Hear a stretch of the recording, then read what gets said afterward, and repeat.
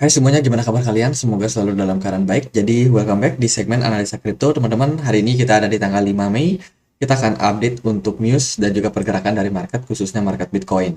Kemarin kita udah dapat keputusan tingkat suku bunga atau ya suku bunga The Fed ya teman-teman. Akhirnya The Fed naikin 25 basis point dan sekarang suku bunga The Fed menjadi 5,25. Dan tentunya ini sudah cukup tinggi ya teman-teman. Kemudian dari data yang lain juga kita dapat dari PMI China, ini udah menunjukkan penurunan produksi manufacture di Caixin China. Kemudian di Uni Eropa PMI-nya cenderung buruk juga, terjadi ya di bawah daripada ekspektasi yang ada di market ya teman-teman. Tapi dari Inggris justru PMI-nya agak meningkat nih.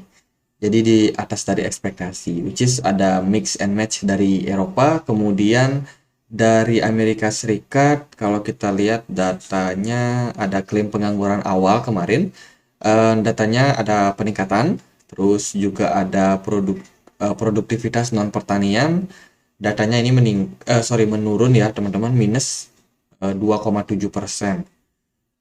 Dan hari ini ada event penting.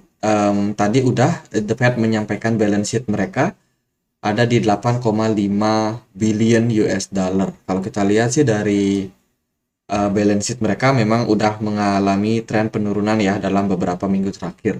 Which is ini udah kembali normal lagi setelah sebelumnya ini terjadi peningkatan disebabkan karena The Fed mengucurkan dana untuk membantu beberapa perbankan yang mengalami masalah. Dan sekarang ini udah mulai turun lagi balance sheet-nya, dan ke depan semakin suku bunga dinaikkan kemungkinan balance sheet-nya akan makin lama makin turun. Kemudian event sih buat hari ini yang penting itu ada PMI konstruksi dari Inggris. Ini kalau kita lihat dari forecast-nya terjadi peningkatan, semoga benar. Kemudian ada ketenaga kerjaan non pertanian dan juga tingkat pengangguran, jobless claim ya. Hari ini datanya itu teman-teman, hari Jumat. Jadi mungkin ini akan menjadi penutupan minggu juga. Bisa jadi market agak volatile di hari ini. Kemudian ini ada berita teman-teman soal making crypto miners pay for cost they impose on other. Kalau kita lihat dari beritanya, ini adalah berita tentang rencana untuk peningkatan yang namanya cost ataupun biaya listrik. Ya, ini datanya 30% untuk cost of electricity yang dikonsumsi oleh crypto mining. Jadi rencana ini sangat-sangat bakalan memberatkan para miners crypto, di mana di Amerika Serikat sendiri, ini dari The White House ya, ya mengumumkan ini sebuah sesuatu yang apa ya bisa dibilang, crypto mining itu dianggap sesuatu yang merusak yang namanya lingkungan, menyebabkan polusi, polutan ya, dan juga high energy price membuat harga energi jadi mahal. Jadi gimana kalau pajaknya ditinggiin? Jadi kurang lebih seperti itu.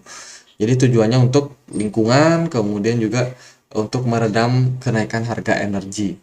Jadi ya ini memberatkan orang-orang yang punya crypto mining, teman-teman, karena biaya biaya mereka bakalan semakin naik lagi gitu. Jadi menurut saya ini cukup negatif ya beritanya untuk ekosistem daripada cryptocurrency. Kemudian dari berita yang lain ada Western Alliance yang akhirnya sahamnya jeblok 53% setelah masalahnya muncul teman-teman. Jadi ini kurang lebih kelanjutan dari perbankan yang beberapa kali seperti Signature Bank, Silvergate, Silicon Valley Bank itu kan kesulitan likuiditas ya. Nah, ini juga nyusul nih si Western Alliance ini. Jadi dia udah nyusul, harga sahamnya kemarin drop teman-teman, dan ini bukti bahwa statement dari Jerome Powell sebelumnya yang mengatakan eh, banknya masih aman ya teman-teman, masih aman, tenang aja, itu terbukti ya tidak sesuai dengan realita. Setelah sebelumnya ini ada PacWest ya, dari Pacific West yang akhirnya sahamnya jeblok juga kurang lebih 60%. Em, Ya, ini bisa dibilang menjadi sesuatu yang harus kita lihat sebagai sesuatu potensi krisis. Karena biasanya ketika krisis, perbankanlah yang paling pertama bermasalah. Ada aja lah masalahnya. Setelah itu baru disusul oleh perusahaan-perusahaan manufacturer. Nah, ketika bank ini udah nggak mampu lagi mengalirkan dana, ya itu akan menyebabkan kepanikan terhadap market. Wah, kok tiba-tiba nggak bisa tarik dana nih? Nah, ini menyebabkan penarikan besar-besaran tiba-tiba terjadi, teman-teman. Dan ini merembet ke bank-bank yang lain. Jadi investor yang pegang cash sebelumnya udah panik. Nah, ketika mereka udah berhasil tarik cash nih, kan ada beberapa yang berhasil, ada yang enggak. Nah, yang berhasil-berhasil ini, mereka bingung dong taruh uang di mana.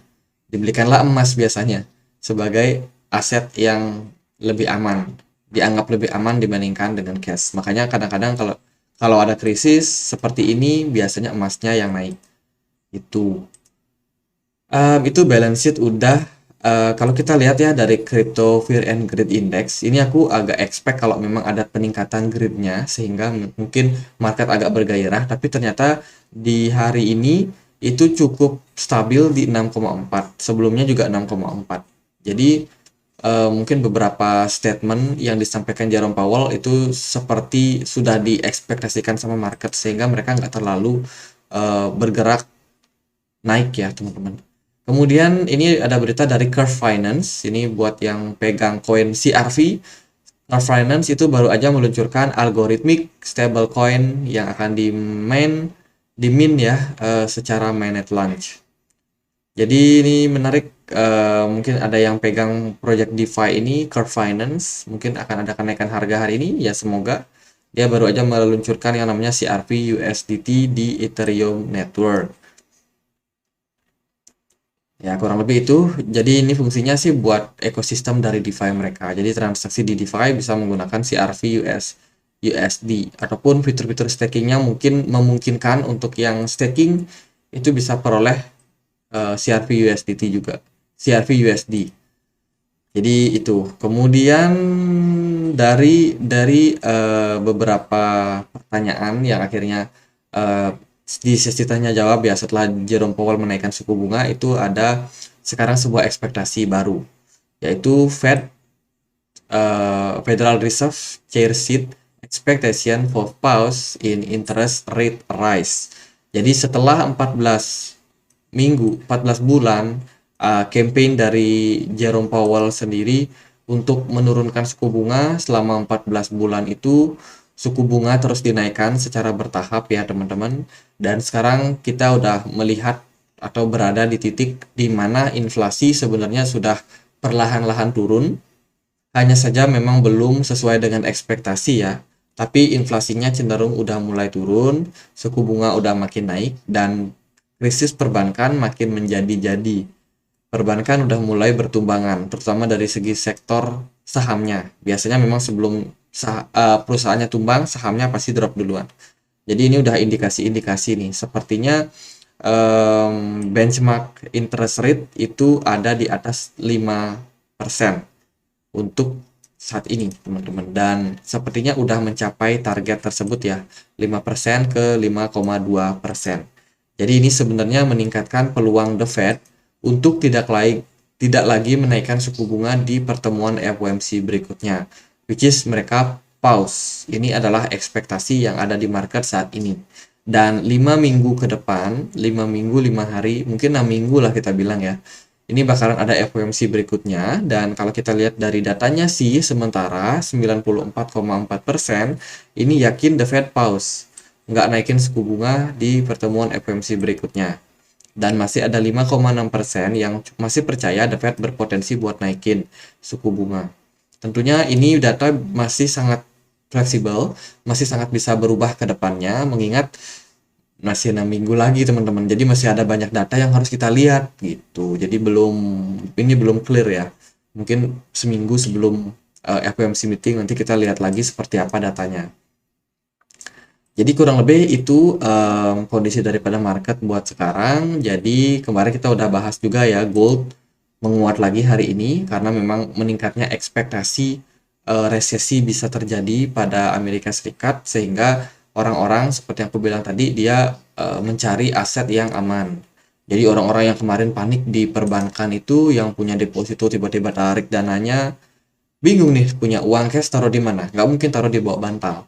Pasti orang-orang yang aware, yang orang-orang yang tahu soal literasi keuangan pasti akan menyimpan aset mereka ke instrumen investasi yang lebih aman, which is pilihannya yang utama tentunya adalah gold atau emas. Jadi sekarang berbondong-bondong nyimpen uang ke emas, dan posisi emas sih potensinya lagi berada di resistance dan sepertinya masih akan berpotensi menguat. Volume perdagangan emas juga meningkat dalam beberapa hari. Kalau dari DXY sendiri ini ada sedikit peningkatan setelah kemarin sempat drop juga teman-teman, dan sekarang posisi dari indeks dolar nggak seberapa tinggi karena memang mungkin banyak orang yang cash out ya dari dolar. Saham-sahamnya pun juga pada drop. S&P 500 kemarin drop lagi 0,72%. Begitu juga dengan kripto. Kripto Bitcoin juga ada sedikit koreksi setelah kenaikan yang terjadi ya kemarin. Kemarin sebenarnya bagus, Bitcoin bergerak naik dari level 27.900 sampai dengan 29 ribuan. Tapi sekarang udah koreksi lagi nih Bitcoin. Jadi seperti pembahasan kita yang kemarin, posisi Bitcoin saat ini dia masih bergerak di dalam sebuah triangle. Ini ya kita bisa bilang symmetrical triangle maybe. Jadi potensinya masih bisa seperti ini teman-teman. Jadi Bitcoinnya sideways, kemudian entah dia memutuskan bakalan break up atau dia justru breakdown. Kita masih belum tahu arah pastinya, tapi kalau kita lihat dari beberapa indikator seperti krisis, ini ada potensi buat Bitcoin sebenarnya buat kembali mengejar kenaikan di tahun ini, teman-teman. Ya, semoga ekspektasi kita Bitcoin mampu untuk menembus strong resistance di kisaran 30.000 ini. Jadi kalau Bitcoin bakalan naik, artinya adalah proses koreksi yang terjadi saat ini adalah koreksi yang cukup flat dan juga sideways ya. Jadi konsolidasi dulu, nggak dikasih harga murah, kemudian dia tiba-tiba naik aja teman-teman. Itu skenario yang pertama. Atau mungkin ada skenario yang kedua, kalau ternyata kenaikan yang terjadi di sini hanya untuk membentuk higher low baru, kemudian dia terkoreksi lebih dalam lagi untuk meneruskan ABC corrective pattern, entah itu potensi koreksinya sampai di 26.600 ataupun lebih dalam lagi bisa ke 25.400. Jadi itu juga menjadi skenario yang bisa terjadi pada Bitcoin. Jadi at the end, kalau teman-teman ada yang trading di spot, udah sisihkan penghasilan kalian atau uang lebih kalian buat beli Bitcoin yang udah cicil kemarin, ya udah di hold aja dulu.